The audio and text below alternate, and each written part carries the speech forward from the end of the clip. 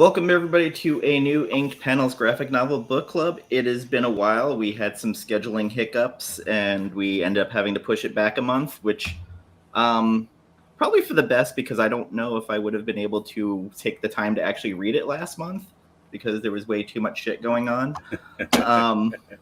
Unfortunately, we are missing Jen. She is under the weather with COVID. She is here in the chat in spirit. We hope you are recovering. It's fucked up that it took 2.5 years for you to fucking finally catch it. Right.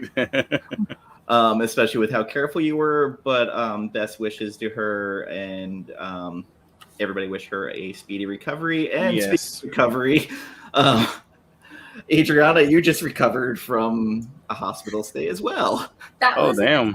Yeah. We're all just falling apart. We're getting old. Damn. Pretty much because I had a virus that knocked me out of work for 4 days, which I thought was COVID, and then it didn't. I took 2 tests, and I was like, wow. So if this isn't COVID, I'm scared to see what COVID's like. Right. Hello, Inja. Good to see you in the chat. Hello. Hey, Beach Planet. Yes. So also we have Gambit here, my creator of the show, who we just hit 3 years doing this show since when we created it. Which I saw y'all's early episode picture and you were like little babies. We used to film in my living room, and like my couch was always in the background, and then we had like green screen.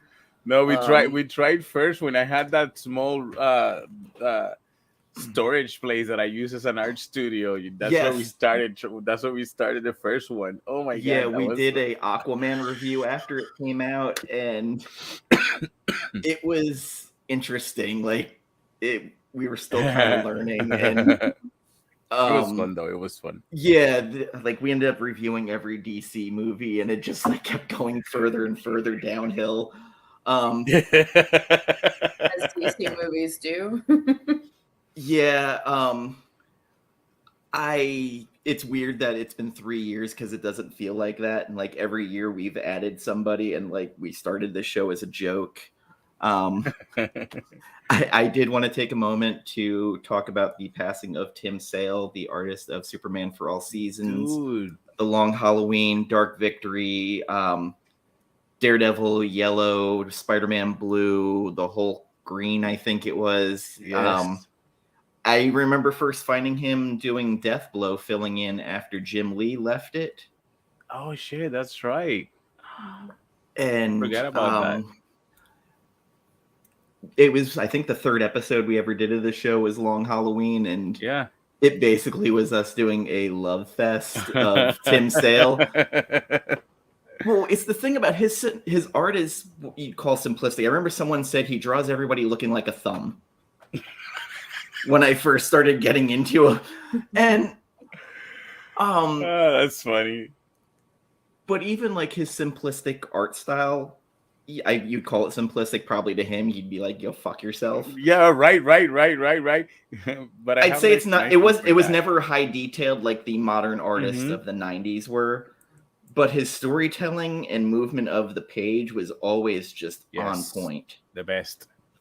And again, like if you want to read a super emotional story that like you want to have like that wholesome, Superman for All Seasons is probably one of the best. So I wanted to make sure we touched on that because that's why, as Adriana said, I posted a picture when she called us babies. You're so precious. Precious. The worst thing ever was our first episode ever was Die Volume 1. And Stephanie Hans watched it and commented on it. And I was just like, oh God, oh no. Oh my God. Because we talked about like mixtapes we used to make for like girls we used to like back in the day, like real just dark stuff I never should have talked about. I feel like we need to bring that art form back. Like it needs to happen. What, doing mixtapes for the person you like? For people you love. You send them playlists. That's one of my love languages. I send you a playlist of songs that I. So I have a DJ app on my iPad, and for a person we won't talk about, like I made a MP3 mix, and it's called "I Hate Your Guts, I Hope You Die." The playlist. No, it wasn't quite there that time. Like I'm sure, like it would be. Honestly, like mixtapes back. That should be a website where you just make mixtapes and then you tag the person in them. From now on, I will accept no courtship from anybody unless you preface it with a mixtape for me, okay? Yeah. There you go. Don't Bam. sign my DMs unless you got a Spotify playlist for me. You know you're gonna get a bunch of playlists now in your inbox, right? We'll play them next show in the background. So a bunch of like, boop, boop, boop, boop. So, oh my God, what is it? So okay, music? So for anyone interested in any of us, could be just as friendship or anything else, you need to make us mixtapes and send me a then playlist. and then we're going to have a one-off episode where we're going to talk about said playlist. Oh, I like that. I like that. Highlights, idea. non-highlights, side quest. I like that. God damn it, Jen. Listen, this is like a 2-year-old callback you're doing, and I don't appreciate this. Wait, no. So everybody's love language is food. Yes, always. Like if you can make me a good stromboli, I probably might make love to you that night. I'm just saying. That's all it takes is a good stromboli. Just stromboli, man. Let's get some. It has to be really. I said it had to be really good. I mean.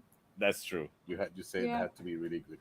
And I'm saying this just clearly like exaggerating quite a bit, but like I at least will have like 5 appreciation points gained. Your comeliness might go up like +2. This is why I date chefs. Good. Just feed me. Feed me. Tell me I'm pretty.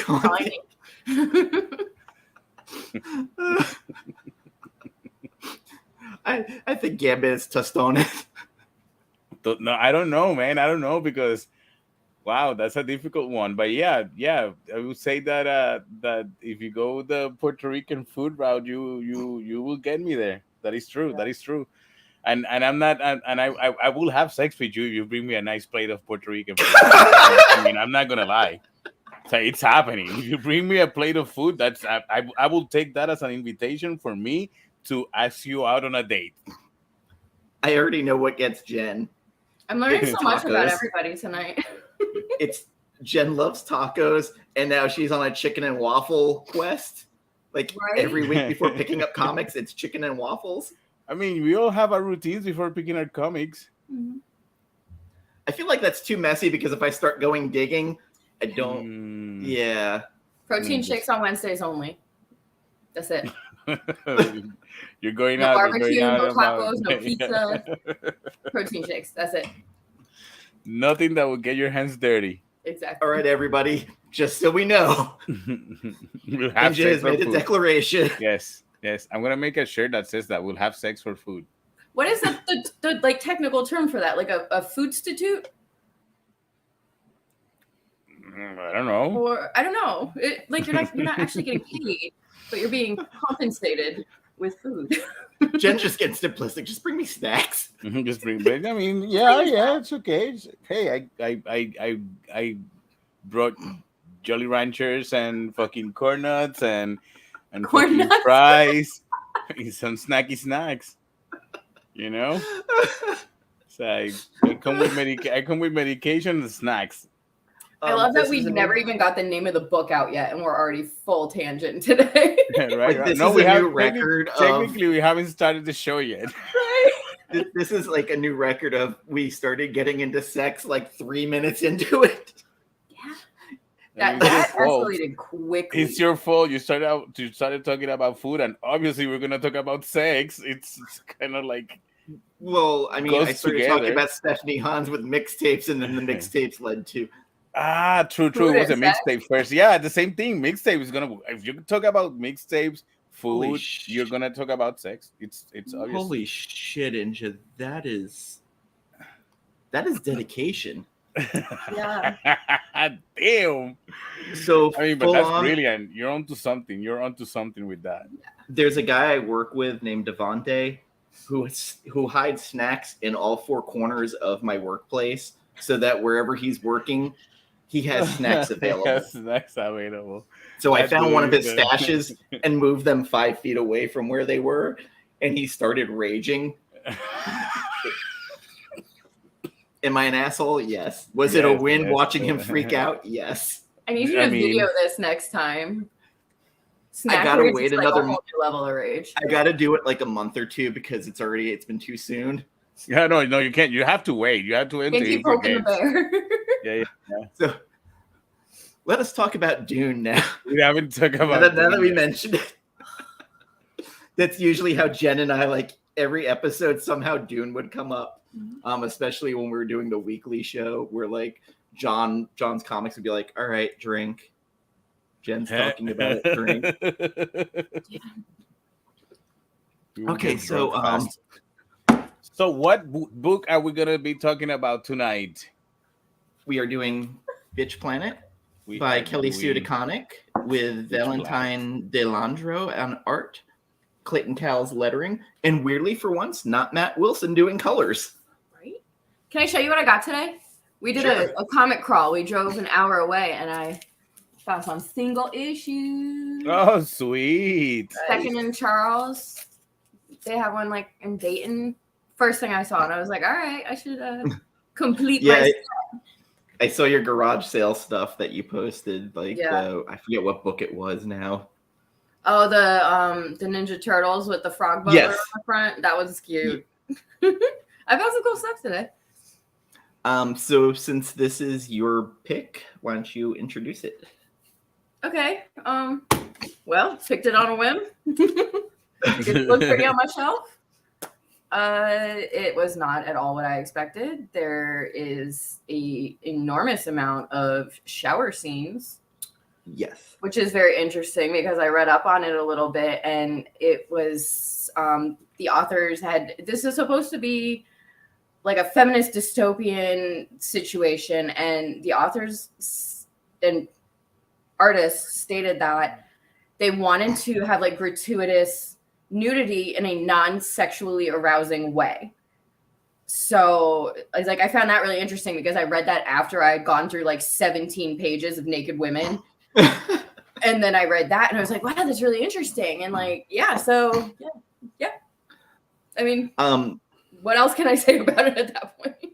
So thematically, this is a take on the 70s exploitation movies, where it's like Caged Heat, women in jail. Yeah, that was like a big inspiration. Was those also like a weird Stepford Wives vibe, and also a little bit of like rollerball death race, where like they're making you compete for like death, and it's corporations, TV, and they very much throw the patriarchy stuff out there with everybody's called father.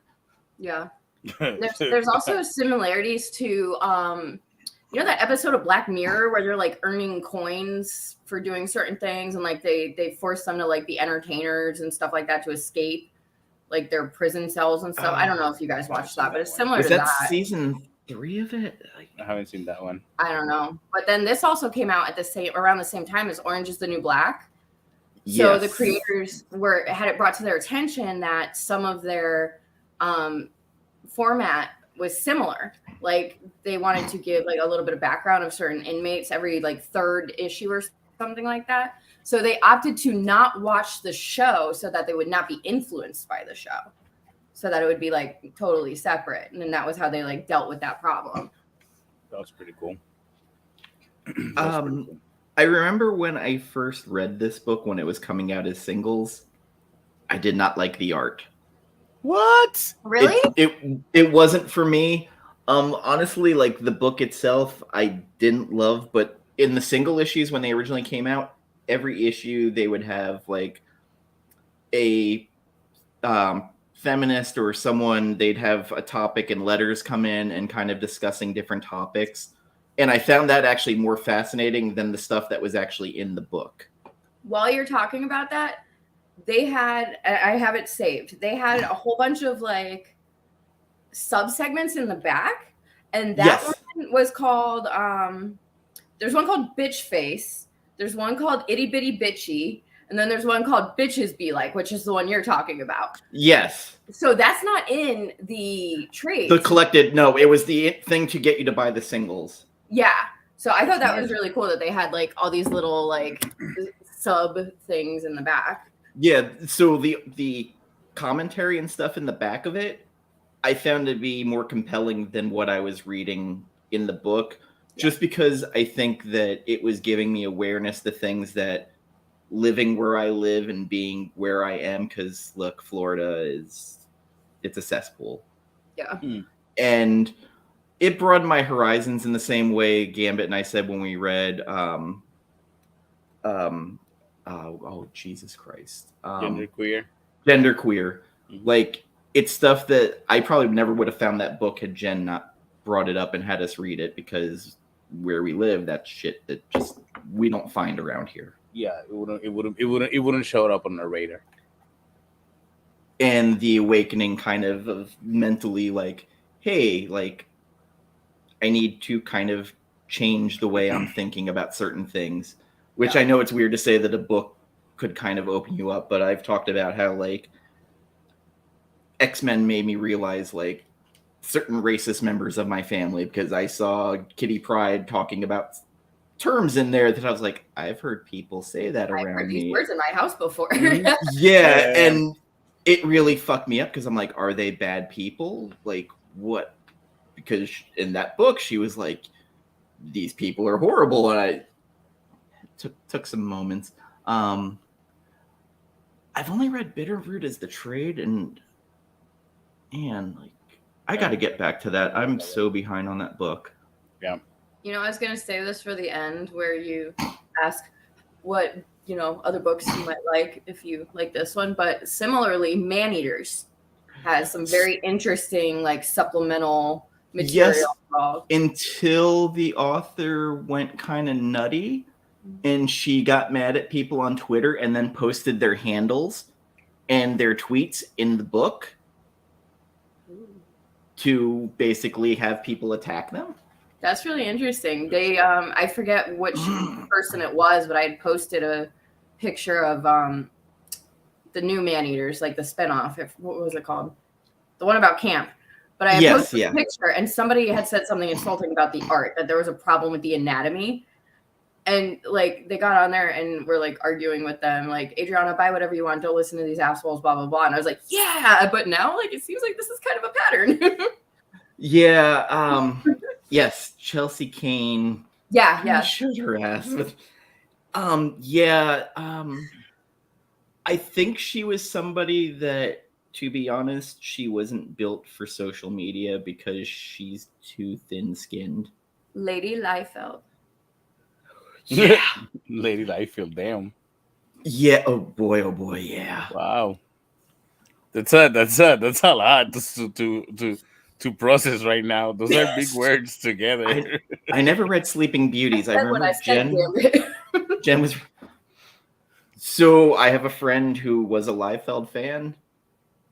He got blocked for making fun of the LA Lakers because they lost. So stupid. Liefeld got mad at him for saying, haha, Lakers lost. So, like, if I hate blueberry muffins and Liefeld loves blueberry muffins, and I say I hate blueberry muffins, I'm blocked. Yeah. You're cut off. Yeah, like, that's all it takes. All right. You're blocked. So this was my first time reading Beach Planet. I've had this trade for a while. Actually, my wife read it before me, and she was like, "You need to read it. It's actually really good." It gave me that reminded me of those female prison movies from the late 70s, early 80s that my stepfather liked to watch a lot. So the TNA quotient on them. Fuzzy Middle of the Night ones, or like the No, I'm talking about like really cheap, horrible movies, prison movies. It was just a reason to watch naked women in prison. Like, legit, that was the only reason he would watch those movies. I can guarantee you. Anyway, that's not the point. It reminded me of those movies a little bit. I love the art, especially since in these past few years I've been trying to replicate that very retro style texture in the paper, the texturing and coloring like that. I forgot, like zip tone effect that they give on the pages. So I like that blend. I love the covers more than I love the book inside. I'm not going to lie. I like the aesthetic of the cover. I feel if the whole book would look more like that, less polished than it does, I think it would have given it an even I don't know. I think the vibe would work better for the book because the pages that they go full blown old school, those flashback scenes are colored that way. Those pages look beautiful still. So I like that blend of those two styles. I think it worked perfect with the story. It also reminded me of The Longest Yard and the movie The Longest Yard. You know, this character that he's a sports star. He's in jail. He's kind of an asshole, but you're kind of rooting for him too. You know, and he has to make a team, and he doesn't want to. But then let's make a team. All right, let's make the team, and he handpicked the players and makes a team, and at the end they have to play the guards, and so it reminded me a little bit of that. So on like the opening pages, like let me zoom in real quick. I like love this. That. When you look at it closer, you just see all the little dots in there. Yeah. Mm-hmm. I weirdly love that because it's so. I used to work at a printing company, and all those little dots would be there as the coloring happened. So like it kind of triggered like a past thing that I remembered. Yeah, it's exactly that. I love that. That's what I was mentioning. I like that blend because it's still a modern looking book in terms of art style, and even doing that effect, that zip tone effect on the coloring, it still looks modern, but it's kind of like that feeling that Into the Spider-Verse has when you're watching it and you see it those up close, like you see the zip tone effect on the art. Beautiful. That's what I wanted to say. The art is beautiful. I did like the choice that all the guards are faceless. Mm-hmm. Also, they made such huge differentiations between the female bodies. Yes. Like nobody was the same as another. And I really like that. Yeah. Also, they made sure that when they did character profiles to let you know what their weight was. Yeah. Another thing about the character but that's profiles, sorry. Go ahead. Oh, that's important that they tell you their weight, because remember the team, they had to add up. They have to add up. It has to be this amount of pounds for the team, so you can have an idea of why they picked them, and you have how she was, I guess, thinking when she was picking them because of their weight, because that's a big factor in the team. Go ahead. Something I found really interesting through the whole book is like when they tell you the character's name and they give you the profile and they tell you like what their crime was, and this is being called like a prison for non-compliant women. So the word compliant indicates choice, that they chose to do something wrong, but all of the profiles, the reason why they're there are not a compliance issue. Like there are people there for being a twin. There are people there for having Down syndrome. There are people there for being overweight. Like, I found that really complex, I guess. That's really interesting, because in this trade, at the end of this trade, it gives you some talking points. Some talking points that were super interesting, and one of the question is that what is non-compliance? How what is it to you? What does it mean to you? And like compliance means they chose to do something wrong. And like even the things that were somebody doing something wrong, they were very objective. Like this person's here because they're a bad mother. And it seems like in this particular society, that could be, okay, the child got outside in the backyard for 5 minutes and now they're in prison for the rest of their life. You know what I mean? Well, the one woman, it was because she was mad that her husband cheated on her. Yeah. Mm-hmm. Like, interesting. And then we go into the story right at the front where he's like, we got to do something about my wife. Yeah. And he's like, well, you already paid us once. Mm-hmm. So he gives up the rest of his savings to take care of her. Where you think that he's trying to get her back. There. Right. This whole time I thought that he was trying to get her back, you know? Nah. He wanted the new model back. Oh my God. So here's the question. It says, how does non-compliance as displayed within the context of Beach Planet work as an allegory for women today? How do characters in Beach Planet use the term non-compliant? What does it mean for real women today? What does it mean to you? So from what you were mentioning, you know, like the definition versus what the reasons they're giving you, I feel, okay, let me think about this question a little bit more before I try to answer. I'll get back. Let me put a pin on that one. I'll get back to you because I have some thoughts that I want to express, but I have to put them in order to. So it feels like the non-compliance is not agreeing with the man. Exactly. Having some kind of physical trait that makes you non-perfect, I guess. It's like the twins thing. I think they called it an unauthorized birth or something like that. Which in China, that's a thing. Yeah. Yes. So the non-compliance thing is just simply not agreeing with father, you know, not agreeing with the man, which we see that every day. I mean, I don't experience it personally, you know, but I see what Rebecca has to go through sometimes. I see what my female friends have to go sometimes, and sometimes it does feel like just their existence would be like reasons for men to be like, you know what I mean? Just talking to your wife about the messages she gets on social media, like, oh, that's horrible, dude. That's oh my God, on a daily basis, you know, it's ridiculous, you know. And I read them and I'm like, what are men thinking? You know, what are these men thinking? Because like, why would you just come in there and comment on why are you wearing those clothes? Like, what? Yeah, shit like that. Thinking behind that. It's like I don't get it. What makes you think that you can Yeah, like I literally were in the car and his wife was like starting to read off messages that have been sent to her, and it was just like, what the fuck is wrong with people? We could have a whole episode just in my DMs from today. So to be honest, like I did an open movie discussion and I got a little drunk and started ranting about shit that was sent to you and to other people about dudes knock it the fuck off. Yeah. Because it bothers me. Like, it bothers the fuck out of me. And I just had enough of a buzz where I was like, you know what?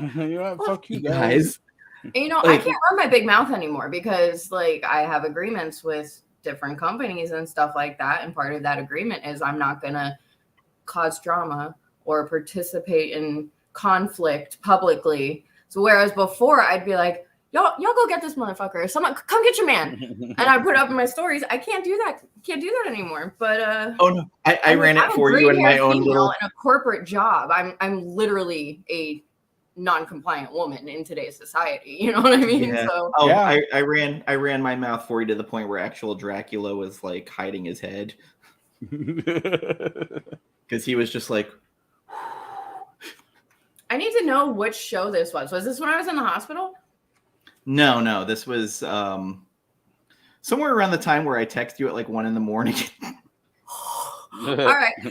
Send me the link. I need to go back and look at this. She's going to get them for me. Yeah, I could send you. It was open discussion with actual Dracula. If you go through the celluloid and scotch, which already, you know, I was drinking during it. I'll find the time code for you. I'm always down for, you know, my boys having my back here. Yeah, because I was like, you know what? Hold the fuck up. Because John's comic showed up and he had gotten people giving him shit about Lady Thor. Oh my God. And then I was just like, hold my drink. Let me just start railing now. I did about 15 solid minutes. Damn. I'm going to just be sending that rant in response to these DMs. I'm just going to save like that clip. And every time I get some unsolicited bullshit, I'm going to be like, please take a moment to watch this PSA from Dan. I mean, if you do not follow the rules, I will have Dan and Jen message you directly. Jen will be like, it's time for the quiz on Rock to take care of it. Dune reference. Thank you. Jesus Christ. You guys can't wait to throw a Dune reference somewhere. Every time he makes a Dune reference, Gambit, you and me got a drink, okay? Oh, man. We're going to be shitty. By the way, I just got to throw that. I got copyright claimed for Swamp Thing. You did not. I did. Because I used 30-second clips from an interview in the intro. You have to use 29 seconds, Dan. Rookie mistake.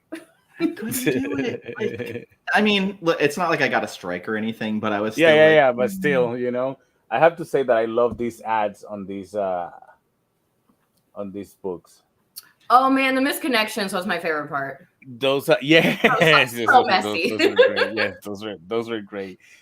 Those were great. But I like that inside those ads that are, you know, spoof ads, it actually gives you some shit, you know. It gives you some things that'll make you think about it. Let me see which one is it. There's one that gives you stats, you know, and it gives you the website to verify the stats. It's like about domestic violence, and you're like, God damn. At first I thought I was just going to you know, just go over those pages like, okay, this is just, you know, ad to make it look like it's an ad from those old comic books. But when you start reading them, you see that some of them have a little bit of information. There's I can't find which one was it that gave you the domestic violence stats. It says one of those misconnections is the number of American women murdered by their inmate partners between 2002 and 2012 is 15,462.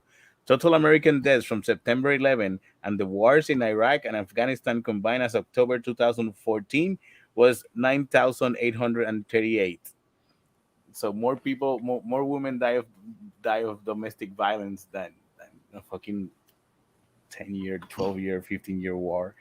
The source says politifact.com, and inside those little things that because you start reading those misconnections and you get one that it's like, man, that one's funny, and you start reading the other one and say, oh wait, this is not funny. Oh shit, this is some truth. Wait, oh, this is information. So I had to let me go back. So I give them props for that. That's pretty cool. That's a really cool way to, you know, get your message across. It was an interesting way to make sure that wasn't missed too. Like, okay, we have this really like important, relevant information for you. How are we going to make sure that you pay attention to that in this very busy format, you know? And you immediately your eye goes to that. It's got like, you know, the catchy headline, like misconnections, and makes you want to go in and take a peek at it. You're like, I want to read these. Oh, wait. You know, shit, that got dark fast. Wait, this one was serious, you know? And that was pretty cool. I do love how they have different virtual programs to talk to the prisoners. Like there is the nun. Yeah, right. That wants the confession. Of course, it's naughty nun because, you know, that's what you have in jail. The first issue, though, it ends with a hell of a twist when you figure out exactly what's going on with Marion's husband, and then like handing over the thing full of money, and then ends up getting her fucking throat slit. Yep. And they blame the other girl. Yep. When I was following the you know, they each had a monologue that was like happening simultaneously. And I'm following it along, and I'm like, oh my God, somebody's going to do the right thing here, and this is going to be awesome. And then they were like, hey, here comes the mistress. Woo! I was like, fuck, I hate this book. It didn't take me much surprise. The book was not what I was expecting. I legit did not expect. I had no idea what I was walking into when I opened the book. I bought it a few years ago because I knew it was something I wanted to read, but I had no idea what I was walking into it when I started reading it, and I loved it. I loved it. Did we lose Dan? He's frozen. I'm back. Something was going on with my connection. Yeah, Chaos in Comics, I believe it was left off unfinished because everything I was reading was saying that there was a lot of unanswered questions in the end. I'm not super clear on why it was unfinished. Maybe somebody else says. She got that DC contract is what happened. Oh, she was like, fuck this, bye. So I thought she had she started writing Aquaman, and then Wonder Woman Historia eventually came along. Like, she wasn't exclusive, but I think it just kind of fell off the wayside. Yeah. I mean, if the pay is good, you're gonna put things to the side, and I mean, I've done that. I put my work aside to work on my Dynamite projects. I mean, well, this book wasn't supposed to happen. Like, this team met at a convention, I think in Canada, and they exchanged information, and they were trying to work on a Marvel book together at some point, and the opportunity never came up. So I don't remember if it was the artist or the writer, but one of them brought to the table 3 different options of stories that they could start fresh together, and this is the one that they landed on. So initially they were trying to like team up for those bigger projects at first, and then this happened, and it kind of like filled the space until they did find those bigger projects. And I don't think they moved on together. They moved on separately. The anthology was a triple play, right? Triple feature or something like that. Mm-hmm. There was 5 of them. Portland State. I could believe that. No, cool. Well, go tell them to finish the story for I'd feel like an asshole for ever doing that to a creator, because I see the shit going on with George R.R. Martin, where now he's just like, I have the most vicious fans. Did you merit more? I've been waiting for a book for more than 11 years. No. Oh, believe me, I know, because I want him to get back. I want him to get back to the talking about lemon pies, and or lemon cakes, because that man talks about food like it's fucking porn. Like he writes about food like someone would about sex, like Anne Rice would with sex, where it's just like, you can write about thighs all day. I'm gonna write about this sausage. It's gonna be awesome. And I could just hear Jen furiously typing now, just like, let me talk about this. I have thoughts about food and sex. Apparently we all do. We started this episode with like a 20-minute fuck fest over fucking it was a 90-minute. It was a 90. I need Inja on this show now, because I feel like she could add some like hot food takes. Very hot food takes. Who was it that said they had snacks under the pillow? Because I want to have a sleepover. Inja. one of my favorite people. Definitely one of my favorite people now, because hiding snacks under the pillow is like. There's Jen.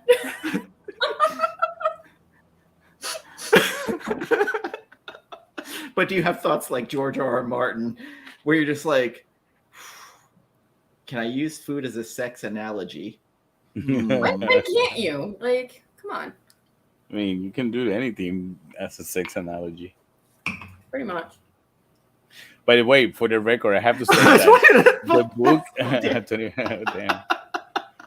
This book, it's infuriating, and there's a part of this. In issue 3 when they're trying to talk to what's her name, Penny. To Penny, when they're talking to Penny, that one of them says, "Why is she so angry? What is she so angry about?" It's like, dude, read the fucking 2 issues before. You'll know what she's angry about. Fucking everything, What happened with Bertha and yeah, that was really fucked up. Those pages were really beautiful, by the way. Yeah. Those were the pages I was mentioning that they went, very retro with them, and I loved them. I loved Penny in general. She was my favorite part of all this. And when they were like put her in front of her ideal self in the mirror, and it was her, and she was just like, "Fuck you!" Yes. And she was laughing and happy, which I thought was the ideal self she had for herself, where she was happy. So essentially, she's saying, "Daddy doesn't get to decide what our ideal self is. Some of us are fucking happy exactly how we are, and she fucked the whole system." I like her tattoo, "Born Big." Yeah, that was the name of the bakery also, right? Mm-hmm. Mm-hmm. I also enjoyed the part where the one guard comes in to talk to, was it Cami or Camu? Cam? I forget I think it's the. Oh my god, how am I forgetting her name? I just read this stupid book. Dude, I have it every time. I'll blank on 2 or 3 names. So like they meet. Right? Cam. We'll just call her Cam. Cam. Mm-hmm. But the person's like, all right, make this Georgia. And she's like, you want sweet tea? And she's like, I'm not from Georgia. She's like, but I am. Yeah. And the whole Southern sweet tea thing is, it's an institution. So well, it's like the bless your heart. It's like her asserting her Southern power. Like, all right, I'm America's sweetheart, but I'm about to fuck you up. She might be the most insidious person in this whole book because, like, she's so, did that happen? Sorry, sweetie. Like, literally, it's the bless your heart. Like, bitch. Oh my god, we did. Piss me off. Made you promises. Makes me angry. It makes me angry, man. It makes me angry sometimes, and not sometimes, actually every time. And this book has certain things that I not surprising, honestly. I found them triggering me, making me angry. Certain things in the art, in the background, in the dialogue, where I go like, oh, and I can only imagine. It's insane. It's just so infuriating. I think it's second issue, when Whitney is talking to her, they're having this back and forth, and they're showing squirrels in the background, and they're talking about order, fairness, structure, and of course the spoils to the victor. These are the tenets on which our society is formed. That's why viewing is compulsory. Indoctrination. Nothing is compulsory. Free will is paramount, but free will comes with the burden of consequence, Cam. No good father has ever promised otherwise. And that, for some reason, like, those lines hit me, especially with the free will comes with the burden of consequence.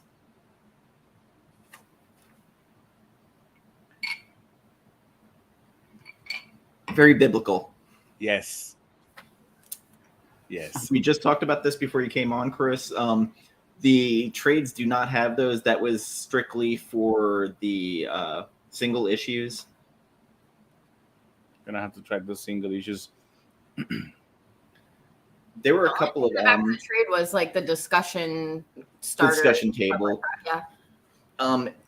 Ed Brubaker, always in his single issues for his books, always had extras that were only available for the single issues, especially on Femme Fatale.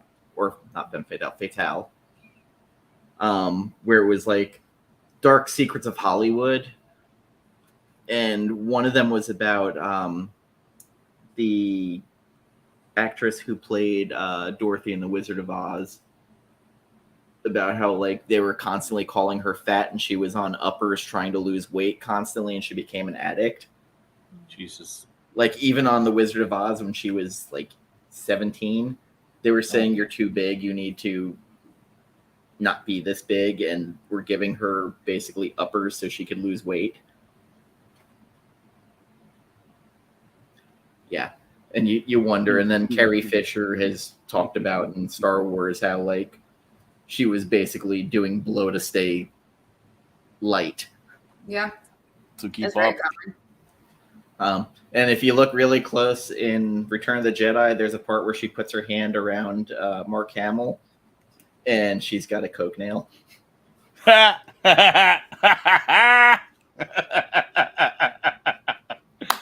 they show her whole hand, and there's just one finger. Just one finger, one long fingernail. Yeah, like, it just... I watched the video, and they pointed it out, and I was like, oh no, now I'm never not going to see this. Mm-hmm. Yeah, Jen was talking about Bitterroot earlier. The patriarchy is a death cult. Yes. Yes. Yeah, like, especially seeing what's going on now. Dude, these fucking days, I read this thing, one of the questions that the book asks at the end, does the sci-fi elements of the book have any influence on how you experience this book, because it is a book that I probably would have read anyways, even if it wasn't on a sci-fi element. The sci-fi elements just make it cooler, I guess. Maybe easier to digest some of these things, because this is some heavy shit. What's happening? Yeah. This is some heavy shit that you need to swallow with this book, and when you put it down and you look around you and you see what's happening around you, and you go like, wow, you know. If you read subtly... this and you're not aware of what's happening around you, if you read this and you're not aware of what's happening, you might be like, oh, this is an exaggeration, you know, of how bad things could get. No, motherfucker, this is almost how it is right now. You know, we're and like, this is this 5 to 6 years ago, like this. Yes. And I do like that it kind of subtly touches on things like body image gets hit on a lot in here, and maybe like not hit you over the head with it, but very subtly. Of course, with Penny, it does kind of. I don't think it's subtle. I don't think it's subtle. One of the things I like about this book is that it's not subtle. It's very in your face. It's very in your face. It's very loud, and it needs to be. You know, it needs to be that loud. It needs, because Jesus Christ, it needs to be loud. Yeah. You know, I'm reading this book, and all I'm thinking is like all these people that complain that DC and Marvel, you know, are trying to push their agendas of feminism and this and that. And it's like, motherfucker, read a book like this one, and then you notice the difference. You know, this is a book that's in your face. You know, this is a book that's like letting you know right here, right now. Check this out. Check it. You know, it's right there, loud, like you said. Bright, you know, colorful, because it needs to be seen. It needs to be read, you know. God damn it. And secondarily, like Jen's saying, the sad part about this book is that it's speculative, but it's the reality for women, and especially women of color. Yes, absolutely. Yes. Main theme. But secondarily, this is also a very good commentary on like current prison conditions in the United States and the things that are being, you know, pushed under the rug and overlooked and allowed and paid off and things like that in both, you know, male and female prisons. The way that the guards are just, oh, you know, we're going to do this, that, and the other, but nobody saw, you know what I mean? Or, you know, a couple $100 can make that go away. And the peephole in the shower and stuff like that. This is like real life. Yeah. Oh, yeah. What was the guy's name? Tommy Peepers or something like that? His name was really Rick something, like, obviously. yeah. But yeah, the peeper guy, that whole scene where she like rips the shower head off and like bashes the wall in, and she's like butt ass naked, overpowering this man, and he's got his dick out, and she's counting the freckles, which is genius, because she's like, all I have to do is mention those 3 freckles, and then she's like, I own your ass now. So she took control in like 30 seconds or less, butt fucking naked, with nothing but a shower head. Like, that was powerful. That was amazing. I mean, yeah. I also like one of the parts in here, and they where the lady at the school's like, I'm gonna straighten your hair and make it presentable for Penny, and she was like, no, I like my hair. Yeah. It was just one of those. It made me cringe. It's unapologetically Penny from day one in this book. It was like, this is how I like it. Like, this is me. This is fine. Fuck you. It was. And what was the quote? Like, either it needs to lay flat or curl better or something like that. Like, it was a heavy commentary on the fact that she had like ethnic hair. And it was just so rude, and just like, this is a real thing that happens in the South, though. Like, white ladies do that shit, and it's infuriating. Like, you need to make this more Caucasian, essentially. You read this book and read scenes like this, and like I was saying earlier, oh, it's a book, it's an exaggeration, it's a maybe, but you read scenes like this that you know that scenes like this happens. They still happen in real life, you know.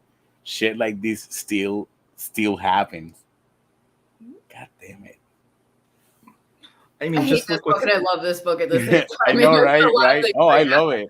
I love it. I mean, just look what's going on now with these laws getting passed about what was the woman who's now going to jail because she had a miscarriage? Like, what the? Yeah. But the DA said that he was not going to prosecute her, but she still went through the fucking ordeal of being arrested and being fucking put into jail and being fucking charged with murder because she had a mistrial. Fuck you, man. Like, fuck you. Like, fuck all of you for real. Like, I'm sorry. It's okay, Gambit. Let it out. No, it's infuriating. These past few weeks, these past few months have been fucking with one thing after the other, and you see all these things just keep getting worse and keep getting worse and keep getting worse. You're like, what the fuck, you know? And what the fuck, you know? The best thing I can do is make a comic about it, or make a comic and talk about it, and hope that someone reads it and I think that's exactly what happens with this book. You know, she had to say these things. She had to put it out there so that people like me, and not people like me because I'm I'm very well aware of what's happening around me, you know, and what my female friends go through. But there's people close to me, friends that have no idea how shitty things are, you know, that don't know that women have to fucking handle 10 different messages a day from some dude that wants to show her his fucking thing, you know. It's like, wow, like, for real. Like, I it just, because I don't think that way. I don't understand what drives a man to do some of the shit that they do, you know. And this is me, like, 15 years ago. I probably would have brushed it off, like, oh my, you're just crazy, you know. I was one of those dudes. It's like, nah, that you're exaggerating. You can't possibly get that many messages in a day about that shit. But now I've seen it, you know. Now I see it, you know, and it's insane. Well, even on Twitter, I've seen people like trying to tell some of these guys, like, explain to them, and if you're not willing to listen, and that's a lot of them are just like, well, you don't tell me what to do or think. Again, if you just close yourself off and not open to listening, you're done. Like, just, yeah, for real. You know, there's no helping you. And so many times that you see those things, and these people, this is something I've experienced really heavily lately, and people will say, it's okay because that's how it was when I grew up, and you grew up at the same time as me, so you must agree with me and stuff like that. You're being provided information, you're being provided education, that things are not the same as they were back then, and things have changed, and you need to adapt and adjust. And more often than not, a lot of these men and these people are just like, you know, this is how I was raised, so it's fine. And no, it's not okay. And that shit happens in like a corporate situation too. Like, last week I was in a meeting. I have a fucking master's degree, okay? I don't appreciate being talked to like I'm a fucking teenager. I'm in a meeting and one of my bosses says something along the lines of, "Oh wow, you smiled. You're so pretty when you smile." Like, basically saying like I'm a bitch because I like present very straightforward and bluntly, like, this is the information I need to give you, whatever. It was, oh look, she smiled. How pretty. I've heard people go around my work like, you know, it'd be a lot better if you smiled. And I'm just like, shut the fuck up. Like, why do I need to be smiling when I'm presenting you with information that you need to know? I don't have an emotional attachment to these numbers I'm giving you. Why does it matter if I'm smiling or not? But you would never say that to a man who is presenting that information, you know? You have to be pleasant for them, you know? You have to be... You have to be compliant. Same reason why they insist I wear a fucking wig to these meetings. Wait, what?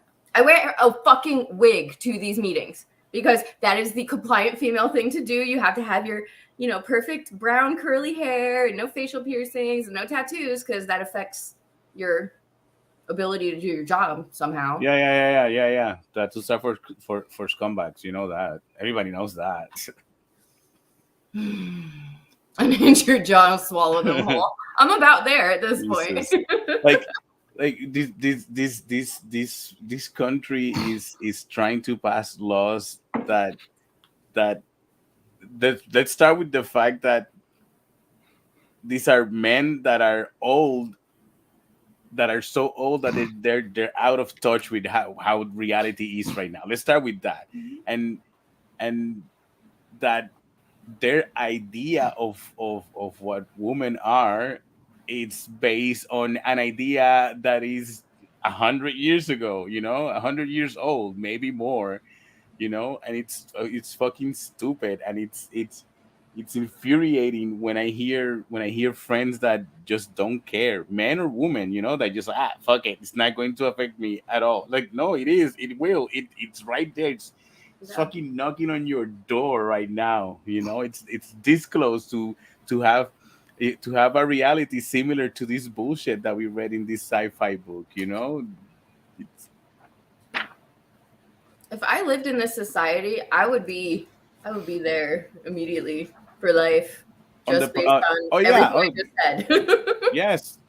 Yes, and I know for Gambit's sure wife would be there, right there with you. Yes, she would be, and I probably would be in a place for people that take their sides. I would probably be labeled weak for not being a man, and putting a woman in her position or whatever it is that they think that a man has to do or be. Because fuck that, no, fuck it, no.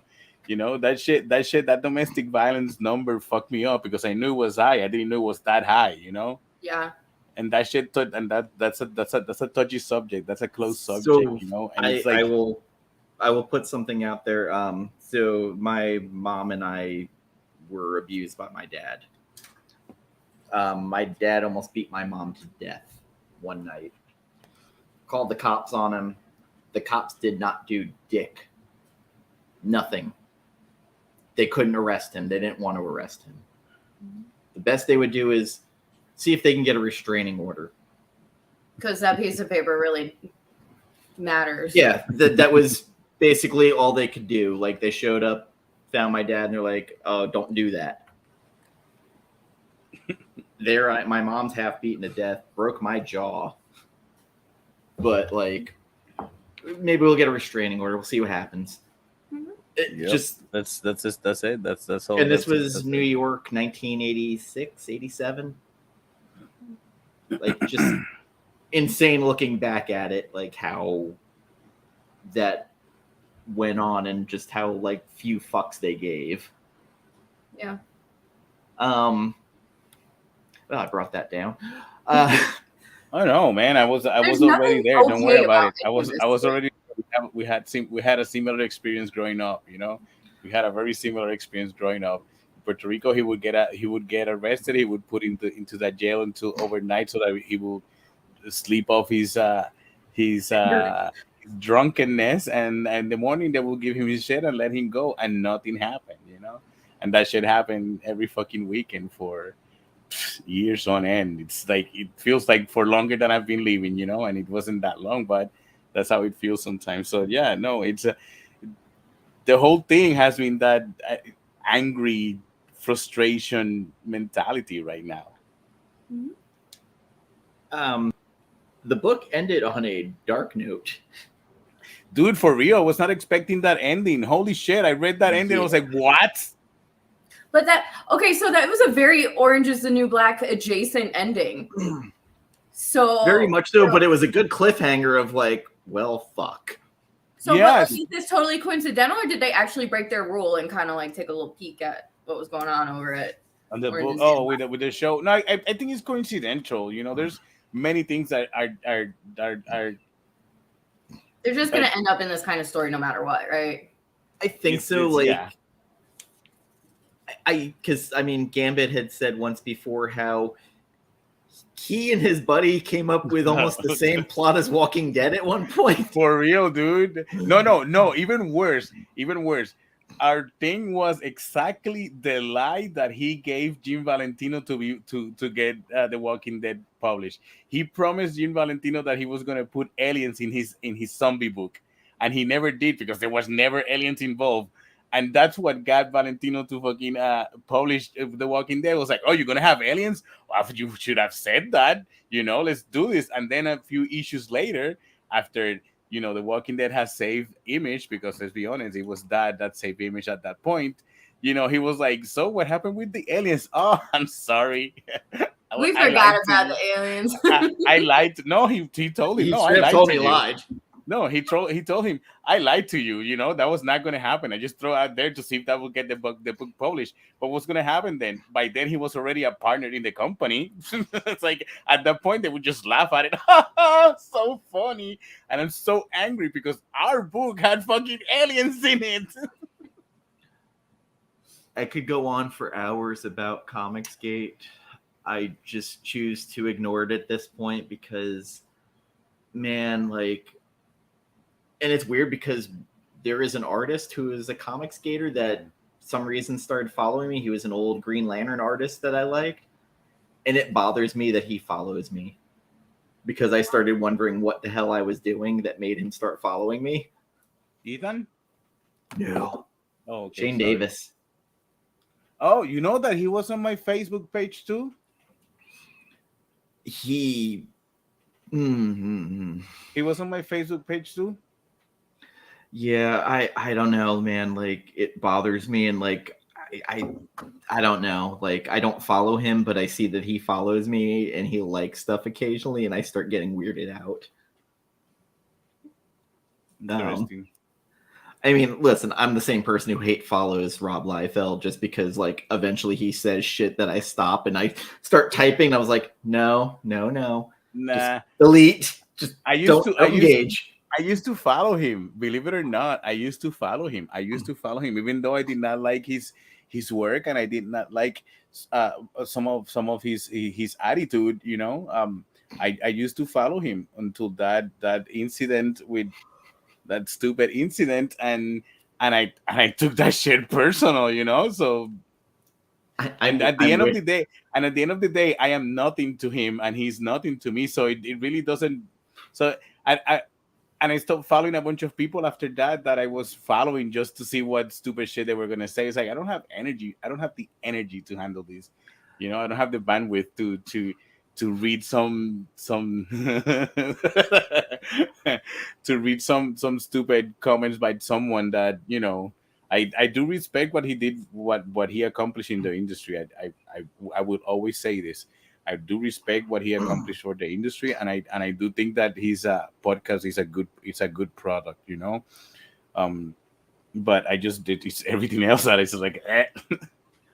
So I think people just started ignoring them and figured out if you don't talk about them, they'll just kind of go away, and maybe that's why there's a civil war brewing about them because no one's talking about them.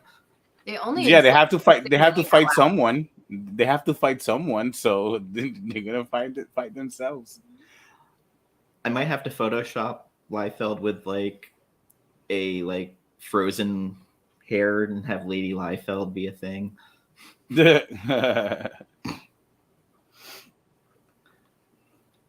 it. His pod is good, I will say. Like, of course, it's all from his perspective, and of course that's true. You have to take that. You have to take that with for what it is. You know, it's him himself talking about himself, basically. You know. Literally, you guys tried to get me to listen to it, and just the name alone was cocky enough for me to not do it. It's like Robservations or something like that, right? So here's the funny thing. There was another podcaster who he was friends with that had the name Robservations. That's not even original. He was on the guy's show. No, he was on the guy's show. And he took that name with him? Yes. Yeah. Like 100%. Cool, Rob. Cool. Wow. Like, I guess he figured since the other guy's on YouTube, he could go ahead and take it for podcasting. But can we have a moment to appreciate that? I don't think Dune is the drinking thing anymore. I think it's the fact that we talk about Rob Liefeld every fucking episode. Not on purpose. I promise. No, we don't mean to. It just happens. And that's the problem. That we are talking about him, and there's no such thing. There's no such thing as bad publicity. You know, there's no. His name is still being thrown around. You know. Well, I don't think all 10 of the people watching us right now are like particularly deeply involved in Liefeld in any way. Holy shit. You know, I stayed out of social media most of the time. I just shit post a lot on my Facebook, but that's about it, you know. But I don't even use my I don't even use my my Twitter account. I haven't posted anything on my Instagram lately. I try to stay away from all these drama and things, and I Cyberpunk is shipping soon, and I still learn about all these things, and I'm like, what the hell? Like, what happened? And I think that's the problem, that we thought we were we were brainwashing to thinking that we as a country were doing amazing, that we were great, that we were on the forefront of everything, that fucking America. But in reality, America, fuck once yeah!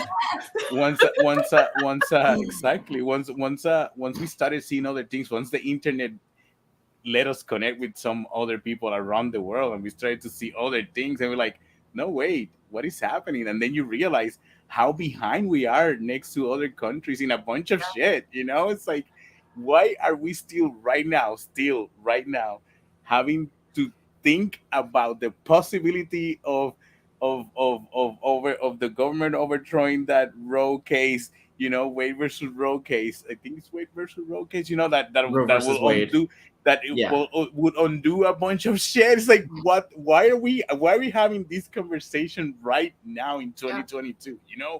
Why? Not even Why that we're going backwards now. Why are we in this in why are we having this conversation? Why is this country having these conversations right now? Why are we having these arguments? Why are we having arguments about respecting people's body, respecting a female's decision to do with her body whatever the fuck she wants, because it's not your fucking body? The same way I respect a Dan's body because it's his fucking body. I don't tell him what he wants to get tattooed. He says to me, I want this tattoo, and I'm like, okay, you get that tattoo. You have had the, are you sure you want to get it there? Yeah, exactly. But it's just more of like, hey, are you sure you want that there? Yes, okay, perfect. You explain to me why, and that's it. That's all I need. But I've also given Gambit like, hey, one of these four, pick it. I'll let you pick it. So we've done that game too. And it just So for me, where I really started seeing things, I thought we were doing better as a people, and then Obama became president, and every fucking racist came out of the woodwork known to man, and government-wise, people-wise, and then you got a narcissist come in Trump that, among being a misogynist and other shit, and it's just this weird make America great again. Like, it's fucking weird, and like, okay, so this is it's a different experience, because I can't say that it's the same experience. But I have noticed in the past 5 years, 6 years that I've been here, because I moved here right around that same time. I have seen things changing in not a good way. For me as a Latin person, for me as someone who has an accent, and I see how my wife as a female is having some doors closed in order to get health treatment, or in order to be able to see the doctor that she wants to see. She has to jump through hoops to get there. And I've seen through these past few years how these things are deteriorating and just getting worse and worse and worse and worse, to the point now where we had a case where the thing that we were talking about a few minutes ago, where this lady was charged with fucking killing her baby for having a miscarriage and was put into fucking jail, and the DA was like, wait, hold on, we're not gonna do this. At least someone said wait, but she still had to go through that shit. And I've seen how we as a country have been going down a path that's just getting worse and getting worse and getting worse and getting worse and just getting worse, and realizing that we are not we haven't been the heroes of this movie for a while. We have been pretending that we have been the heroes of this movie for a while, but we are not. We are really far behind right now. We can all do better, even those of us that think that we are evolved. There's always something we can do better at. Oh yeah, I still say stupid shit, The thing is that recognize when I say stupid shit and be like, okay, wait, shit, no, that's not right. Let me correct that. I've got enough people in my life who will call me out on that shit. Yeah, yeah. Jen 100% will call me out on it. Adriana, maybe not in public, won't, but she will send a message going, dude, what the fuck? But we have that kind of relationship where I respect you and I know that your intentions are never ill. And if you are able to receive feedback in situations like that in a private setting, like, why not do that? You know what I mean? It doesn't have to be a public matter. Like, no, we can talk about it privately. Yeah, that's the thing. In their minds, they think they're in the right side of history, you know. But the truth is that when the history is finally written, when we are actually history, the history is going to say that we were all fucked equally, you know. Yeah.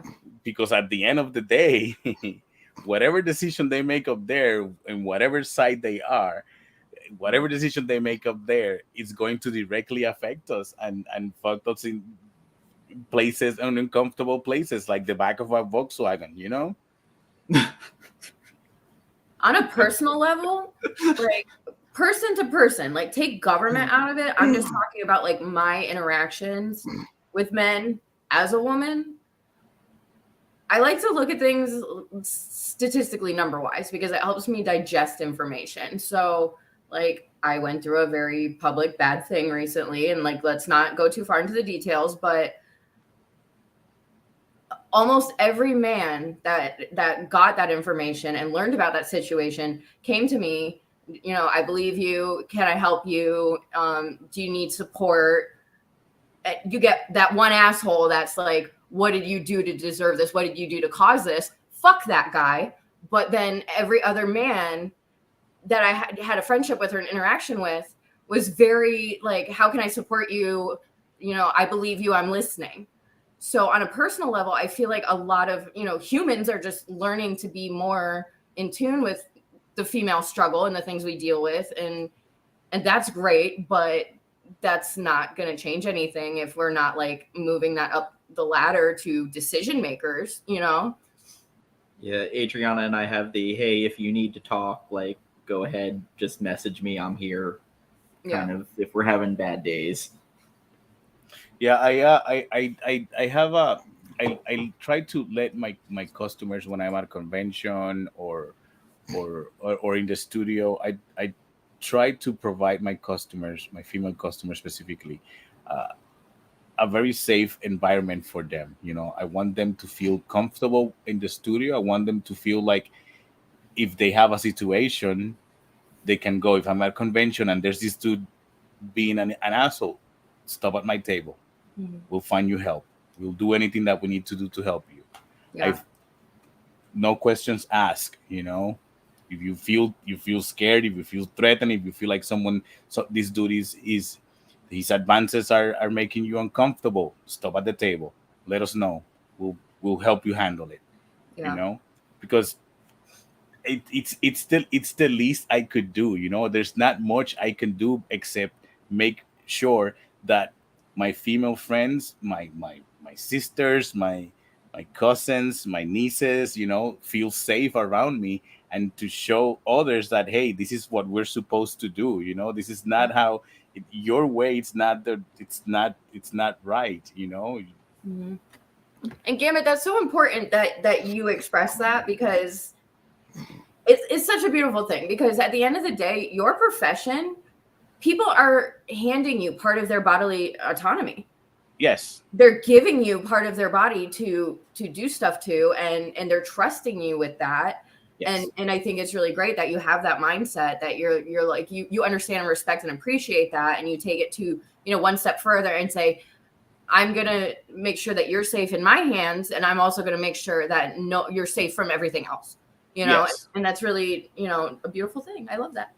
Thank you. You know, I have a sister. I have 3 sisters. You know, I have nieces. You know, I hear their stories, and I hear the things that they tell. I listen to the things that they say. You know, and it's insane. And any man that sits down and actually actively listens to what a woman has to say about her struggles and the things that she has to go through on a daily fucking basis, any man that would actually sit down and listen would actually change their way of thinking in a lot of things, would actually modify their way of thinking. This is not something, listen guys, it's not something that you can change from one way to another. We've been bred this way, we've been wired this way, maliciously and on purposely. There's a lot of programming that we have to undo. It takes time and it takes fucking work, but we can fucking do it. We can fucking do it, and it's up to us because nobody else is going to fucking do it. Nobody else, if you don't do it, if you don't work on that and you don't try to because some men are aware that they're of how they are, some men are aware of how women in their circle talks about them. Some are, some aren't, and those are the scariest ones, the ones that are not aware. Predators. I would say that the ones that are aware are even more scarier. Either way, it's fucked up. If you identify it in one of your friends, like I identify, that's how I started to make changes in my life, because I started to hear my niece telling me stories, and then I saw my friends doing similar shit. I was like, wait a second, and I didn't see it in me first, and I can guarantee you that there's some shit that I go like, damn, I never should have said that or do that. I never should have done that. The things that happened when 25 years ago, 15 years ago, when we were younger, but I learned from it, and I started seeing it, and I said, no, that's not right. And just remembering the things that I went through when I was a child and my mom went through when I was a child. No, fuck that. I don't want my friends that are close to me to ever feel around me that something like that would come from me to hurt them. Something like that they're not safe around me. No, I can't deal with that. Now, one topic that was very, very absent from this book that was not touched on. Female sexuality at all, other than that one spicy shower scene. None of the deviances is about sexuality or gender identity or anything like that, where in the real world, I've heard things like, obviously women who are very sexual, you're a slut. Women who are not sexual, you're a prude. Women who are bisexual, no, you're just mad at your boyfriend. Or even the asexual, where it's hard for people to understand, where it's just like, I'm just not wired that way. Yeah. I think it's really interesting that like they touched on so many things here, and they really did completely leave the whole sexuality aspect off the table for it. And that's a really major thing that we deal with, like we're not allowed to have our own sexualities. We're not allowed to enjoy sex. I wonder if they just wanted to focus on basically their thesis statement, I guess, about the other things, and just wanted to leave the sexuality out just so it's spicy, but it's not. I think that it could have been subtly introduced in some ways. I just think that it's a really important part of this topic, and it should have at least shown up a little bit. Like they brought to the front that one couple in the shower. Yeah, they were not considered deviant. Like that was okay, but then like having Down syndrome or being a twin was considered deviant. I just think it could have definitely been. No, I don't think that they would. I think the reason that they could get away with that in the shower is because the guards didn't come in because it was too hot and they didn't want to. That's why they could. If they were caught, they were gonna get into trouble. But and nobody's card said they were there for sexual deviance or anything of that nature. I feel like we would have maybe further along the series. I don't know how long she had planned to write this. I don't think they ever did they ever touched on it up. I don't believe until not even triple feature. I don't think they ever really touched on it. That's interesting. But the really important part of like the whole feminist topic, But the discussions in the back of the book were 100% about that transgender, like tons of different topics. Probably the topics that she doesn't touch in the book. That's how she complemented it. Then that's pretty cool. That she addressed it in some way. Yeah. I mean, I feel I don't know much about her. You know, I don't know much about the writer, but I feel like someone who writes something like this wouldn't overlook something like that by mistake. Yes, unintentionally. You know, there has to be some thought of as to why that is not part of the whole theme of the book. You know. Well, she did make that comment about how like she wanted to express naked bodies in a non-sexually arousing way. So it is possible that she literally just like omitted that topic altogether to really shine light on all the other things. Yeah. I mean, it would have brought more value to me if those topics were also introduced in some way. I also feel like the moment that the word gets around that the book has some sexual things, she would get a bunch of readers that it's not for them. You know what I mean? That I feel like it would have it might attract the wrong kind of crowd. Although you sometimes want that crowd in order to get the message to that crowd, you have to give them something to call them out. But I feel like you get an old white guy to read this book, you know. But I feel I don't know. I don't think I can't say much about that. You know, I personally don't like sex scenes in movies or books. You know, so really. Yes, I think you don't need that on every fucking movie or every fucking book. Like I collect spicy books, so we're on opposite ends of the spectrum. I mean, spicy. If I buy a spicy book, yeah, I want a spicy book. You know, I don't buy a spicy book and then get something done with just salt and pepper. You know, you want to know what to expect. yes, but I don't feel like on every single product, like for example, in the 80s, every single action movie had a sex scene. You know, why? Where I get hit, it is like, as a horror movie fan, there's a lot of movies that used rape as like a ex machina trope, and I fucking hate it.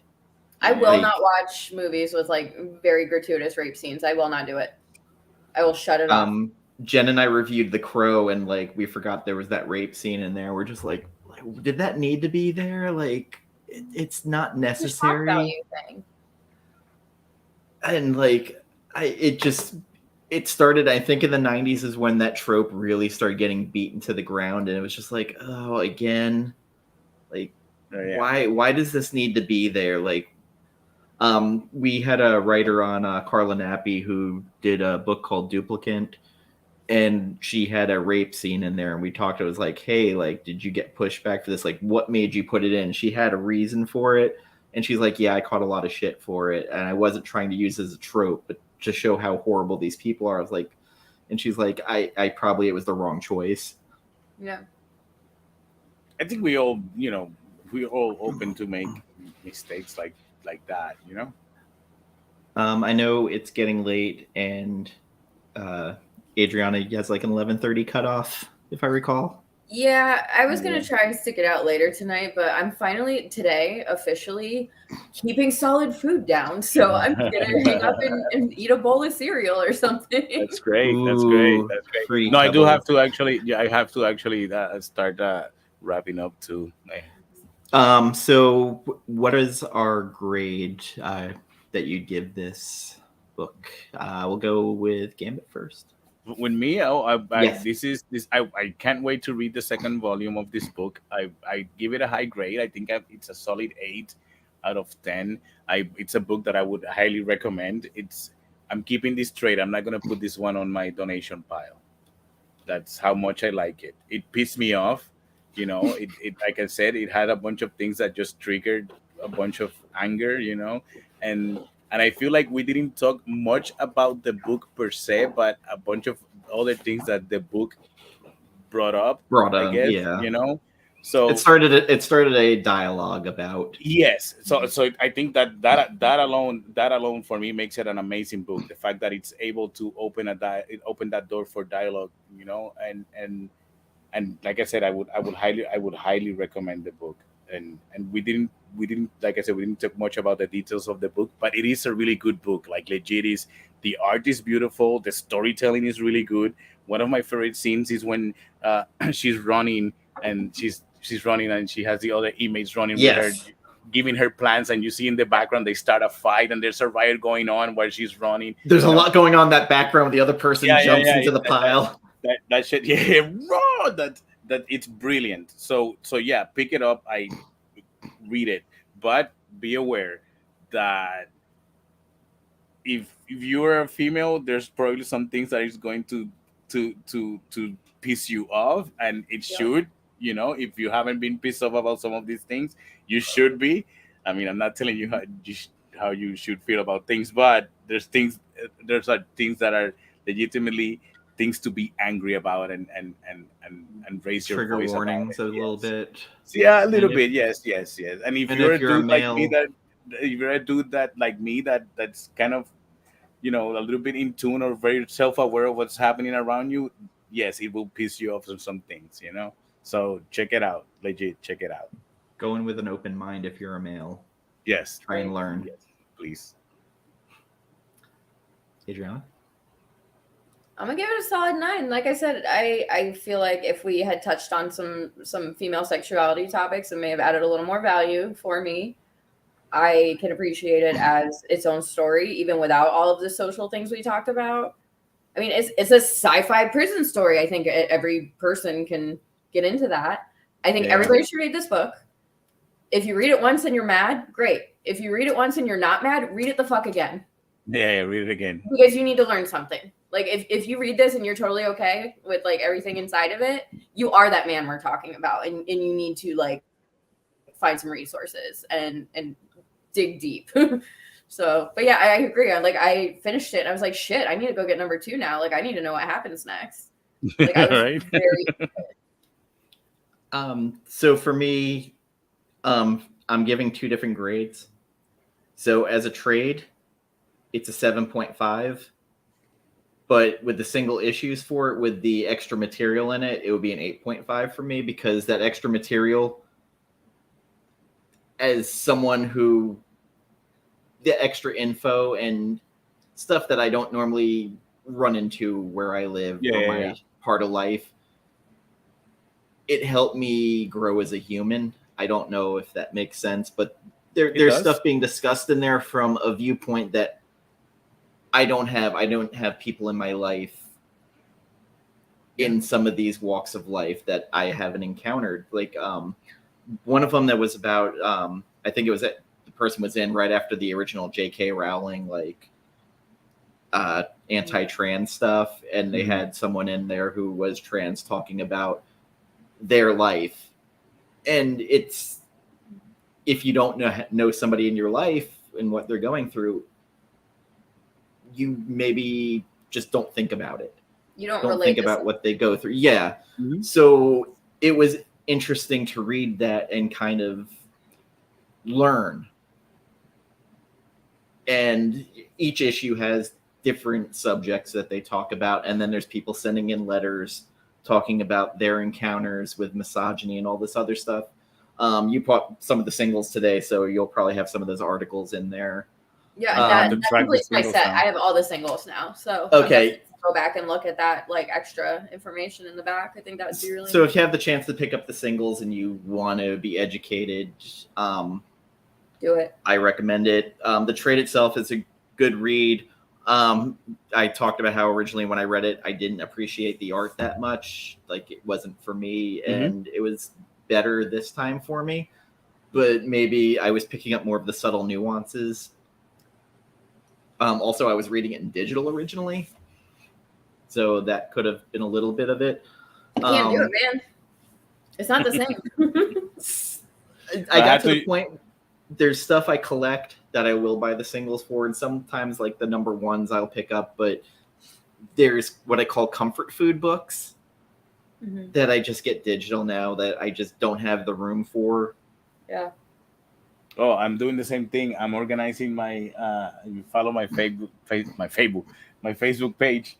I was posting some comic book stuff the other day. Your X-Men stuff. Yeah. I was organizing and getting rid of. I'm donating a bunch of books because I live in a small apartment and I don't have space. I have to make space, so I have to donate and get rid of a bunch of stuff. So I'm gonna get rid of a bunch of movies and a bunch of shit from the storage facility and here and put it on the donation pile for the library around and the local library. So that local library has a bunch of comic books that because every year I go drop a bunch of comic books. So that shit has a bunch of really cool ones. So for next month's pick for July, which it's going to be a big month already because Gambit and I have volume 2 of Swamp Thing. Saga Swamp Thing by Alan Moore, which was a really fun show to do that we ended up going like a little over 2 hours. Great panel. Jen unfortunately wasn't able to make it, and we talked about her boyfriend for a while, so she was sad. But we'll have volume 2 coming up. I know you're in Puerto Rico for a bit next month. Gambit. Yes. I will be from the 11th to the 15th. I think it is. I don't remember right now, but yeah, okay. I'm gonna be like 6 or 2 8 days that I'm gonna be out there tattooing. We'll have to talk scheduling and everything. Yes. I mean, if we have to schedule something. If we have to schedule something for one of those Fridays, I think I can make it. Well, let me not promise that I can make it during that Friday. So I'll let you know. I'm picking a horror book for next month because it's my jam. It's going to be from mine and Jen's friend, Rodney Barnes. Nita Hawes, Nightmare Blog, Volume 1. What? You know, Nat's going to be stoked on that one. Maybe she'll come join us. She had a rough time on the Swamp Thing show. She came on and she had too much going on and she was stressed out, so she wasn't really able to focus. But it is a spin-off of Philadelphia, but very loosely, so you can not read Philadelphia and still read that, be able to follow what's going on. We're probably going to have a crossover. Some of the members of Moonlit Comics Philadelphia show coming on with us for it. So that should be fun. I love this book. I love that. Well, I won't spoil some of it, but there's an interesting evil presence that's infesting a blues musician. Oh, okay, you got me. Shit. It was sold. I am sold. And next week, I've got Celluloid and Scotch. We got Fire Guy Ryan coming on, and we're talking Goodfellas in celebration of Ray Liotta passing. It was one of his great movies. And I think that's basically it that's coming up. I know you've got your D&D show every Friday. Oh yes, I have the D&D show every Friday. Yeah. We're actually we are playing Pathfinder 2nd Edition. Last week we took a break from Pathfinder. Last week was yesterday. We took a break from Pathfinder, started playing a game called Heart. It's really interesting. It was really cool. I have to say the show is in Spanish, so if you're interested in checking it out, just know that in advance it's going to be in Spanish. There's a lot of Spanish words in it. This is how I'm gonna learn to speak Spanish. It's just watch. There you go. You can. That's how I learned English. That comic books and 12 years of English in school in Puerto Rico. Dan. Nat's trying to get me to come on her short box show one week, and then No Good Comics wants to do a Deadly Class show. Do it. Did we forget to do our If You Like This, You'll Love That? Oh shit, yes. For fuck's sake. You keep me around for something, right? I mean, you're winning charm and personality, of course. That's what my customer told me today. That you have charm and personality? That she comes back because of my charming personality. It's like, oh, she said that before or after you added the white highlights. And here I thought it's because you like my art. Okay, so there is a Kelly Sue book that I like more than this, to be honest, because of the fantasy aspects. And that would be Pretty Deadly with Emma Rios, because I love Emma Rios's art. It's dark, there's lots of skulls, and I love Ginny the Reaper. So that would be my hey, if you want to get into another Kelly Sue book. And of course, Wonder Woman Historia, because the Phil Jimenez art is so fucking luscious in that goddamn book. Yes. Oh, I know. Whoever wants to go next for the if you like. I got you. Like I said earlier, grab man-eaters, because like if you're pissed as fuck about women's issues, this is another one that's gonna make you pissed as fuck about women's issues. So go pick up man-eaters. Like literally, this book dehumanizes women, and like they're punished for having a menstrual cycle and shit. So yeah, pick it up, get mad. Let's do this. You might become a cat, right? Wow. I mean, I like you. Pretty Deadly is like a solid choice. I also it's a different type of book. It's a completely different vibe, but I also recommend Rat Queens. You have it has a group of female protagonists, characters, and they're all badasses, And if you like fantasy and you like D&D and you like badass women, that's it. Very sex positive too. Yes, I like that book. So yeah, I would recommend that one too if you like this one. But first, Pretty Deadly. Pretty Deadly is badass. That's a great. If for no other reason, Emma Rios is so underrated as an artist, I think.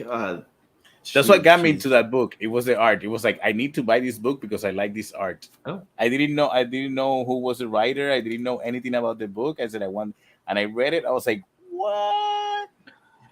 Yes, Beloved by Toni Morrison is a fucking heavy book. Oof. Yeah. I'm writing all these names down. One day I will read all of them. Yeah, that novel is heavy. Oof. There was a movie for it, but the movie doesn't really do the book justice. Yeah. I believe Oprah Winfrey was in it because she's in every Toni Morrison movie. But yeah, like definitely. Actually, Pretty Deadly. All 3 series I really enjoyed. Yeah. The second one in particular, I thought was fascinating, because it totally went the other way, where you had the little girl from part 1 now being the Reaper. Ooh, all right. I haven't read that part of the book. Yeah, it was good. I liked it. It was trying to get a Civil War soldier back to his family so he can see them one last time. I have to check that out. I really enjoyed it. But thank you, everybody who hung with us tonight. Yes, thank you so much. Really enjoyed it. I know. Log off. Can we just take a moment to appreciate Gore for always like getting in here and adding so much to the conversation? Like for real. There's always more to play off of when he or she. I don't know. True. Our movie streams, he always jumps in and he just throws so much information in the chat. Yeah. Also, like, huge Monica Bellucci fan. Which isn't. Who is Promiscuous Time Traveler? You're late. Yes, you're very late. Go back in time. Like, watch it later. Look what I got. Ooh.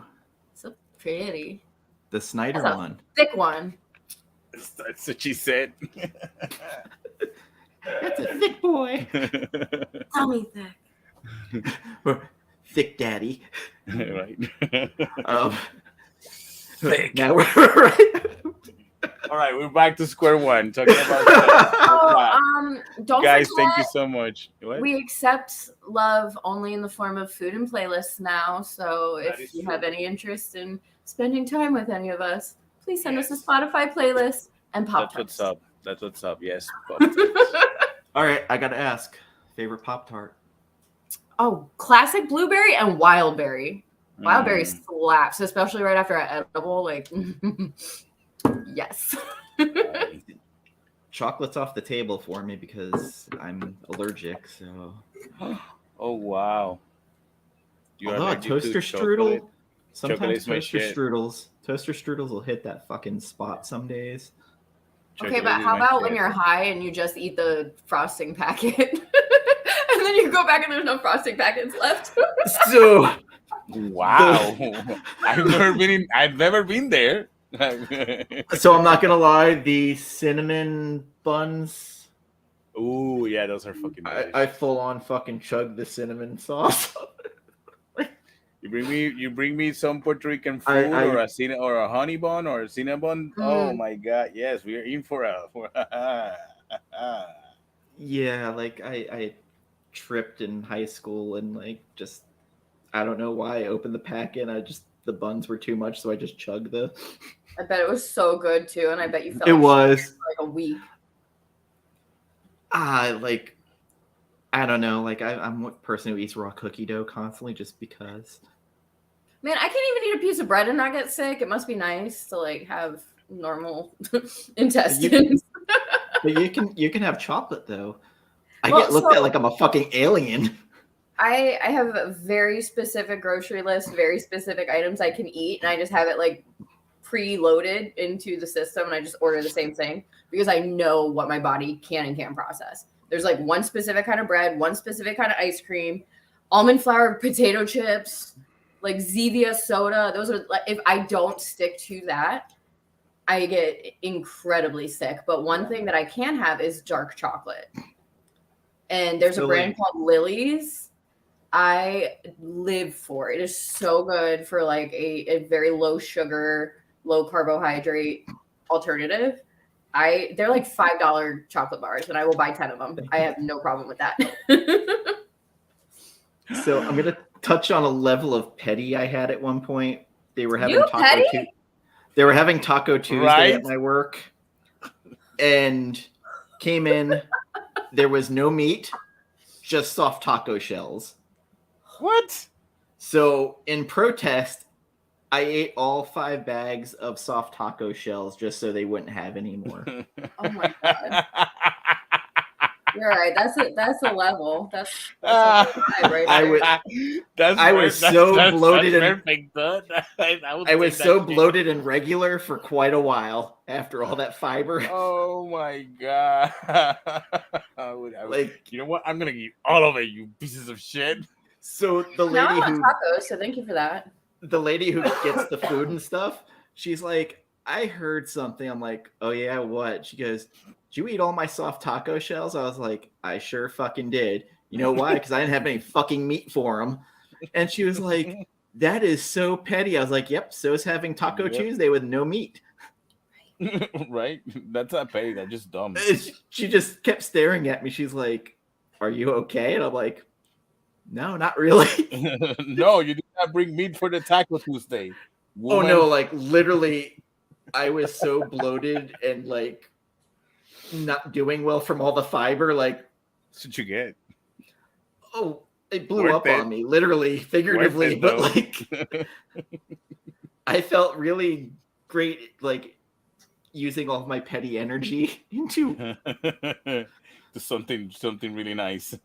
And then she was like, you know, that was only like $5 for all those bags. I was like, it's the principle. Yep. Rest in peace, Dan's colon. But yeah, my pettiness, it's not as bad as it used to be, but it's still... Thank God. I'm so proud of you. You did great, sweetie. Good job. Great job, Dan. There's someone back for me. That's probably one of the least petty things you've told me you've done. So I'm going to call that one a win. Yeah. I'm going to say that I don't remember most of the petty things I told you and just... Damn. I almost made you spill your drink out. Damn.